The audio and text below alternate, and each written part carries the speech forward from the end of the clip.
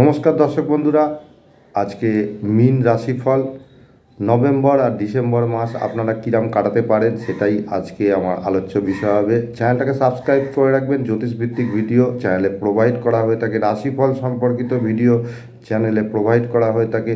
তা যাই হোক, মিন রাশিফল দেখুন, স্ক্রিনে দুটো চার্ট দেওয়া হলো, নভেম্বর মাসের গ্রহগত ট্রানজিট আর ডিসেম্বর মাসের গ্রহগত ট্রানজিট। বৃহস্পতি আপনাদের বৃষ রাশিতে, মঙ্গল কর্কটে, কেতু কন্যায়, রবি তুলায়, বুধ শুক্র বৃশ্চিকে, শনি কুম্ভে, রাহু আপনাদের রাশিতে অবস্থান করেছে। তা আপনারা জানেন আপনাদের সাড়ে সাতি চলছে। তা আপনাদের সাড়ে সাতির দ্বিতীয় চরণ আসার টাইম হয়ে গেছে। 2025-এর মার্চ মাস থেকে দ্বিতীয় চরণ আসবে।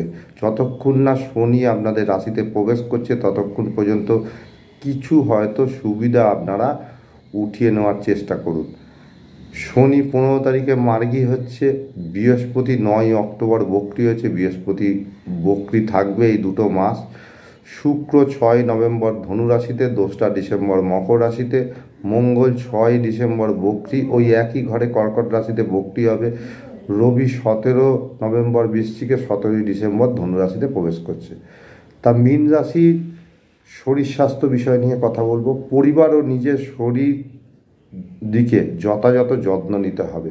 পরিবারের আর নিজের শরীরের দিকে যত্ন বেশি পরিমাণ নিতে হবে। কী ধরনের রোগবালাই থেকে সতর্ক থাকতে হবে? পেটের সমস্যা, পায়ের সমস্যা, স্কিন ওরিয়েন্টেড প্রবলেম, এইগুলো নিয়ে সমস্যায় থাকতে হবে। আর কিছুটা হচ্ছে সর্দি কাশি, এগুলোর থেকে সজাগ সতর্ক থাকতে হবে। কিছু হলেই ডাক্তারি পরামর্শে চলতে হবে। অর্থ বিষয় বলি, প্রথম দিকটা মোটের উপর ভালো গেলেও 6 ডিসেম্বরের পর থেকে অর্থ ভাগ্য শুভ হতে চলেছে। ব্যয় ভাবটা বলি, শরীরের জন্য ব্যয়, শরীরের দিকে কেয়ার নিতে হবে, নাহলে শরীরের জন্য ব্যয়। পুরনো কোনো দেনা বা ক্ষত আছে তা নিয়ে ব্যয় বাড়তে পারে, সঞ্চয়ের পরিমাণ কম।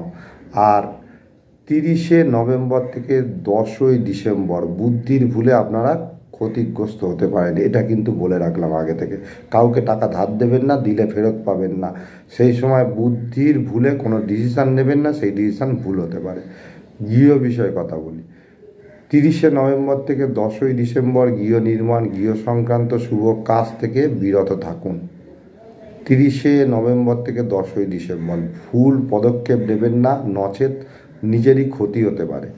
কর্ম বিষয়ে বলি, কর্মের চেষ্টা বাড়াতে হবে, তবেই সাফল্য আসবে। যারা যে ধরনের কর্ম করছে সেই কর্মের চেষ্টা অনেক পরিমাণ বাড়াতে হবে। মানে যদি 10 ঘন্টা করেন সেখানে 12 ঘন্টা এফোর্ট দিতে হবে, তবে কিছুটা হলেও সফলতা আসবে।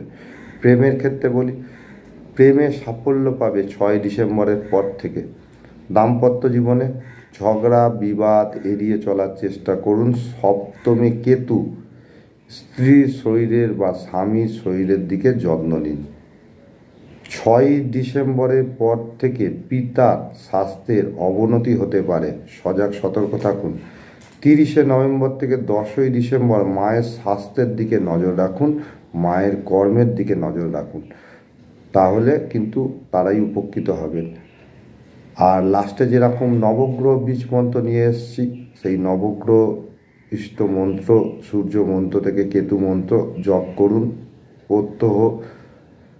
এতে আপনারা প্রতিকার স্বরূপ হিসাবে ব্যবহার করুন, অনেকাংশে উপকৃত হবেন। নেক্সট ভিডিওতে আপনাদের সঙ্গে আবার দেখা হবে। জয় মা।